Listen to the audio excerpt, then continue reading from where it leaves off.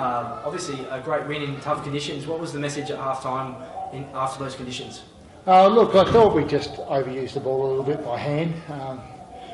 We're very much a side that like to kick, and for some reason we kept fabricating handball. So I got a little bit cranky with the players at half-time, just asked them to kick the ball a little bit more, and it improved. And we just felt that if we could get the ball in quickly to our forward line before they could set up defensively, we're a chance, and it worked out a little bit that way. So I was really proud of the guys' effort today. Clearly it wasn't the best start to a season going 1-4, but to have 1-6 on the trot, there must be enormous confidence in the group now. Yeah, look, they're playing with great passion. There was a number of reasons early in the season, some around personnel, some around form. We weren't quite getting it right, but they've been able to turn that around. Our defence has really improved, which we've generally based our game on defence. The fact is we're getting better ground position and being able to protect that ground position a lot better. So really happy with the turnaround, and the players are playing with some real confidence, which is great. One man who didn't have the best conditions suited to him today, Mike Lowry, managed to bag a couple of goals. Do you think he's starting to finally find his best form in the team? Yeah, look, he's played up the ground a little bit over the last 3 or 4 weeks and really has competed well, uses the ball well. Today, to finish off with 4 goals, him, Hamilton, and then we threw Joe Morrow forward. East Perth, like the Eagles, really set up well behind the ball.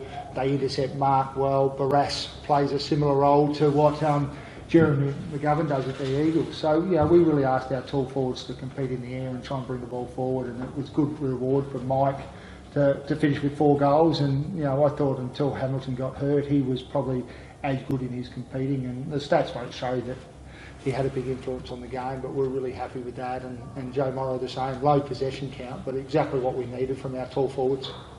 The young man really coming of age, Tyler Keitel, probably his best game for the club. How did you see his game today? Oh look, he's steadily been building into a really good form. I reckon his last 4 or 5 weeks have been outstanding. Another 29 possessions today, 3 or 4 contested marks, 14 marks in total I think. His attack on the footy, his ability to spoil and then run off at the right time. So we're really wrapped. It's a big tussle over Tyler last year, and what's been really good is his coachability. He's a young kid who wants to learn and get better all the time, and I think just this year with the pre-season, he's been really good. The challenge for Tyler, and probably for all of us now, is that things have been played on our terms now for 4 or 5 weeks, and we're going to get challenged and we'll be challenged regularly, so we need to make sure that we're going to be able to handle those situations. Cody Manning went down really super early. Do you have any update on his injury? Oh look, he's had some ongoing issues with his quad all year, and it's the 2nd or 3rd time that he's done it. So look, Cody's really meticulous in his preparation. He really looks after his body.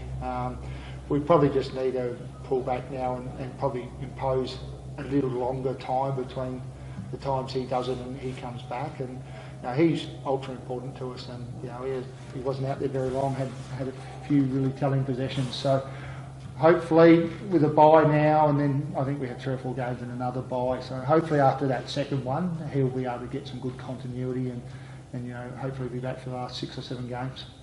Van Berlo obviously an omission today. Can you expect him back after the break? Yeah, look, he unfortunately for us, but work took him to the other side of the country. There was a conference he had to attend for his boss, and we fully understand and appreciate that happens.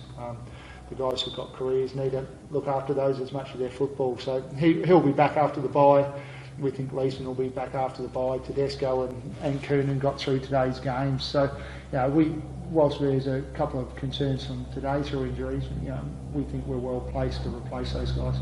In the absence of Van Berlo today, I personally thought Aaron Black and Aidan Lynch were both terrific on the ball and inside. Was there a message to you to push Aidan forward to kick those goals that he contributed? Nah, he just likes to sneak forward. Like, to kick 2 goals from stoppage situations, and we have a want and a need for our mids to kick goals, and it's something that we've worked hard on over the last couple of years to get some more scoreboard pressure from our mids. So, but we don't specifically set them up to do it, but we encourage them when the time's right. We do send our inside mids generally to stoppages inside forward 50. So part of our plan is to have him there, and he was good enough to take advantage of that and finish with a couple of those and another set shot. So 3 goals is outstanding return. You mentioned before Tedesco and Coonan both got through the reserves match. How far away do you think they are from possibly returning to the league side? Oh, look, I would expect they're right in calculations for our next game. We'll take a couple of weeks off, lick our wounds. We're a bit battered and bruised today, but the bye will come at a good time, and I'd expect those two. The plan with Chris was limited ground time last week in the reserves, full game this week. He'll definitely play, and Luke's just been a matter of getting into good form, and I think his last two in the reserves have been really promising. Who do you expect to play in the state game from the boys selected? Oh, look, the first thing is we'll have to see how they all pull up, but I think we've got 6 in the squad. VV's an interesting one, depending on how the other games went and who pulled up well.